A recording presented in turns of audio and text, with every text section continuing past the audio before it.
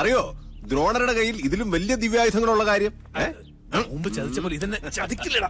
ഏട്ടാ, ജ്ഞാനികളെ ഉണ്ട കൊണ്ടല്ല ബുദ്ധി കൊണ്ട് വേണം കൊല്ലാൻ. ഏട്ടനിപ്പോ തൊഴുത്തിലേക്കില്ലേ? ഏട്ടനെ കാണാൻ വല്ലപ്പുഴയിലെ പോത്തോട്ടക്കാരനില്ലേ കെല്ലാ മുഹമ്മദ് പുള്ളി വന്നിരിക്കുന്നു. ചെല്ല്. ദ്രോണരുടെ നേർക്ക് ജയേട്ടൻ ഉന്നം പിടിച്ചു നിന്നാലും ഈ തോക്ക് പൊട്ടില്ല. അല്ലേ ഗിരിശേട്ടാ? അതെന്താ? നെല്ലൂർ മന ഭദ്രമായിരിക്കേണ്ടത് സാവിത്രിയുടെ ആവശ്യമല്ലേ? സാവിത്രിയുടെ മാത്രം. സാവിത്രി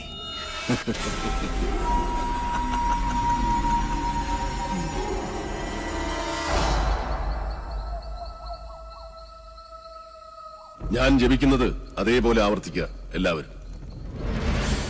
നേരത്തെ പറഞ്ഞു ഇനി മേലാൽ ആവർത്തിക്കരുതെന്ന്, ഇപ്പൊ പറയുന്ന ആവർത്തിക്കണമെന്ന്. ഞാനിതിലേതാ വിശ്വസിക്കണ്ടേ? എന്റെ മണി. കുശവ, ആചാര്യം പറഞ്ഞ അനുസരിച്ചാ മതി. ഓ,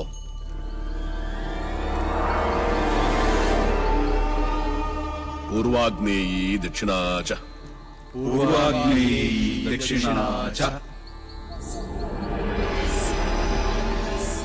നൈര്യതീ പശ്ചിമാ തഥാ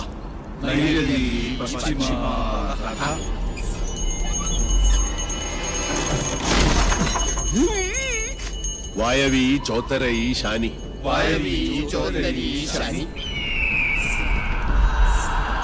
ദിശ അഷ്ടവിമാ സ്മൃത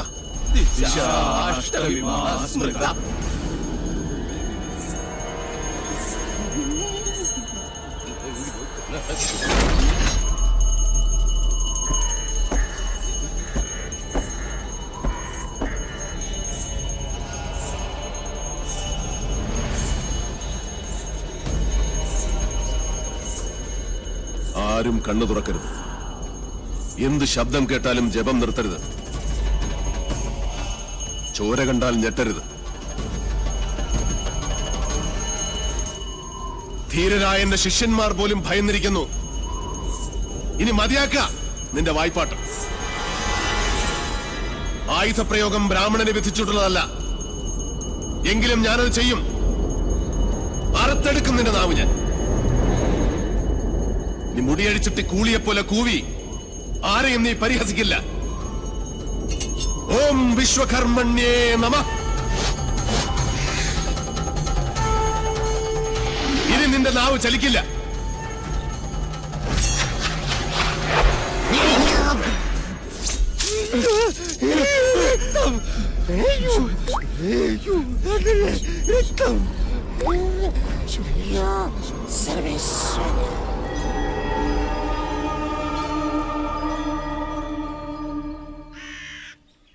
ഇനി ഇവിടെ നിൽക്കാൻ പറ്റില്ല.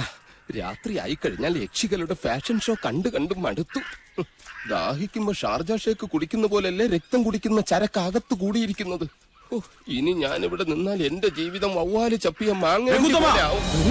അവിടെ നിൽക്കുക. തിരിഞ്ഞു നോക്കില്ല ഞാൻ. ഇതുവരെ ചെയ്ത പണിയുടെ കൂലി ഈ ഓട്ട് കിണ്ടി കൊണ്ട് അഡ്ജസ്റ്റ് ചെയ്യാന്ന് വിചാരിച്ചു. മുതലായിട്ടല്ല. കൂലി തന്നില്ലെങ്കിൽ തച്ചന്റെ ശാപം നിങ്ങളുടെ തലയിരിക്കും. എന്നാൽ വരട്ടെ. നീ പോവില്ല രൗത്തമ. ഗുരുവിന്റെ സമ്മതമില്ല. നീ മനയുടെ അതിർത്തി കടക്കില്ല. കടന്നാൽ നിന്റെ രണ്ടു കാലും തളർവാദം വന്ന് ശോഷിച്ച് ഈർക്കിൽ പോലാകും. ശിഷ്ടകാലം ഭൂമിയിൽ പാമ്പിനെ പോലെ ഇഴഞ്ഞു നടക്കും. നീ ഓർത്തു നിൽക്കുക. അതിനോട് ആരാ പോന്നെ? അളയെ നിൽക്ക. ഞാൻ എന്നെ കൊന്നിട്ട് പോവര്. നോക്കുക, നിനക്ക് ഗുരു കൊണ്ട് പോകൂടാ. എന്റെ മുത്തച്ഛൻ കോപ്പൻ. അയാള് പണിത വീടാത്രേ. അന്നേ രണ്ട് ഉത്തരവും ഇതിന്ന് ഒരു തൂണും അടിച്ചു മാറ്റിയിരുന്നെങ്കിൽ ഞാൻ ഇങ്ങനെ കിടന്ന് ഈ യക്ഷിപ്പറമ്പ് തൂക്കേണ്ട വല്ല കാര്യം ഉണ്ടായിരുന്നു.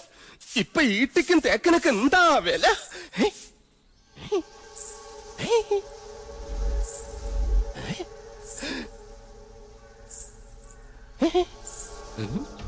എന്തോ കിലുങ്ങുന്നുണ്ട്. ഇങ്ങനെ നിൽക്കുന്നോണ്ടായിരിക്കും. ഇരിക്ക. യമനെ കൊന്നയാമ്പ കൊമ്മിട്ടിരിക്കുന്ന പാർട്ടിയായ യക്ഷിപ്പറമ്പെന്ന് പറഞ്ഞത് പിടിച്ചില്ലായിരിക്കും. സാവിത്രി അമ്മേ, എന്നെ കൊല്ലരുത്. ഞാൻ സാവിത്രിയല്ല, തുളസിയാ. അതിനിടയ്ക്ക് പേരും മാറ്റിയോ? മാധവേട്ടനില്ലേ?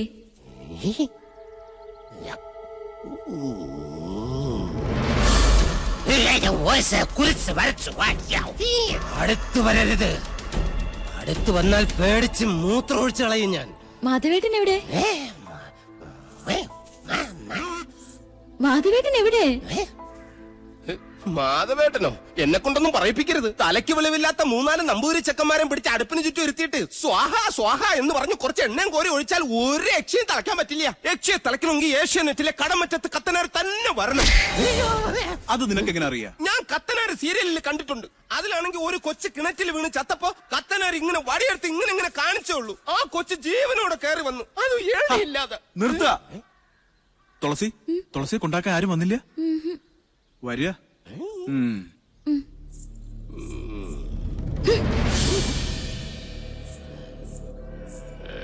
ഇവിടെ യക്ഷിയുടെ മറവിൽ സ്ത്രീകൾ വരുന്നു, ജപങ്ങൾ മുറയ്ക്ക് നടക്കുന്നു.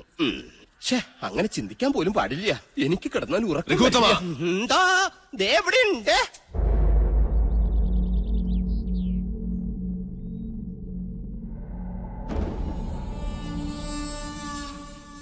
ഒന്നും എടുത്തു ചാടി അങ്ങോട്ട് ചെയ്യണ്ട. ക്ഷോഭിക്കേണ്ട നേരമല്ലിത്. നെല്ലൂർ മണ്ണ് ഉണ്ണി നമ്പൂരിക്ക് വേണ്ട ചെയ്യാ.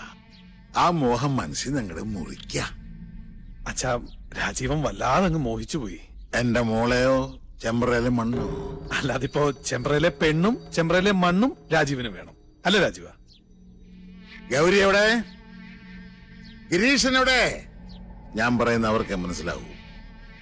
ഗിരീഷ, ഗിരീഷ.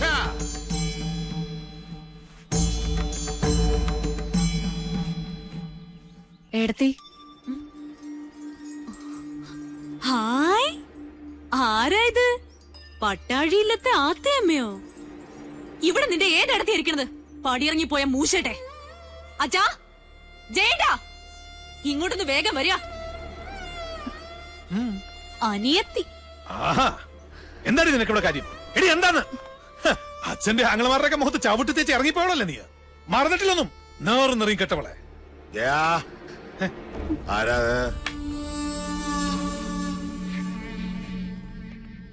കണ്ടില്ലേ അച്ഛാ? ഇറക്കി ഇവിടെ പിഴച്ചവളെ.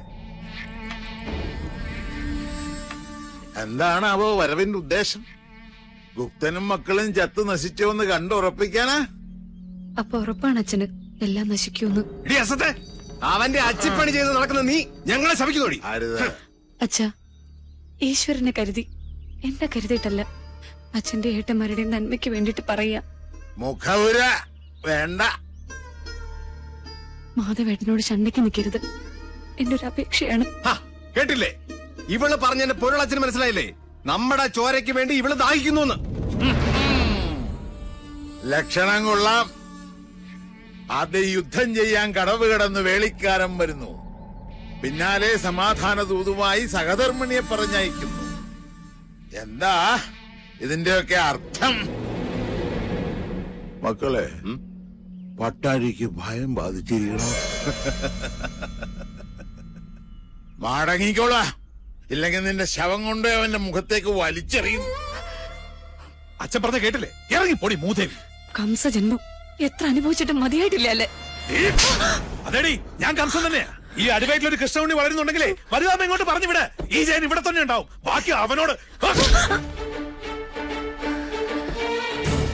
അത്രയും ആയുസ് നിനക്കില്ല ജയ. തൊടില്ല നീ. വഴിതെറ്റിയിട്ടായാൽ പോലും ജീവിതത്തിൽ ഒരിക്കലും ഇനി ഈ മുറ്റത്ത് കാലുകുത്തരുത്. മനസ്സിലായോ? അനന്താ, ഇത്രയും വണ്ടിയിലേക്ക് കൂട്ടിക്കോളൂ.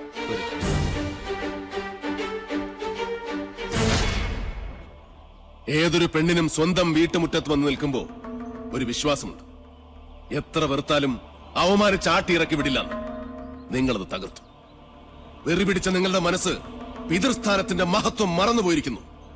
സൂക്ഷിച്ചോ ചിത്രഗുപ്ത, നിങ്ങളുടെ കൈവെള്ളയിൽ 1000 രേഖ. സാവിത്രി, ഇവന്റെ നെഞ്ചു വലിച്ചു കീറി ചങ്കെടുത്തെന്റെ മുന്നിൽ വെച്ചു തരൂ. എങ്കിലേ എനിക്ക് തൃപ്തിയാവൂ. പെറ്റ തള്ളയെ വിളിച്ച് നെഞ്ചിലിടിച്ച് ഓരിയിടാൻ ഇനിയും അവസരമുണ്ടാവും. അപ്പ മതി മുക്ര. ഓ, ഇതാണല്ലേ ആ മാതാമഹൻ, കാരണവരുടെ വാടക കൊലയാളി.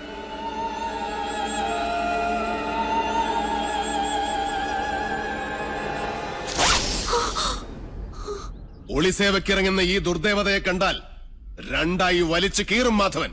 ഓർത്തോ?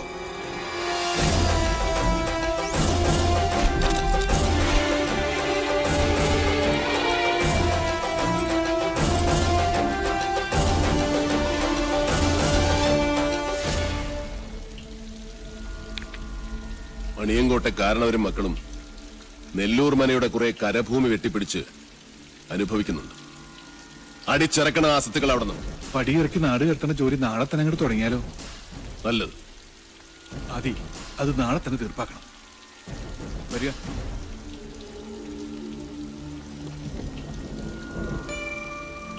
എന്താ കണ്ണ് കലങ്ങിയിരിക്കുന്നത്?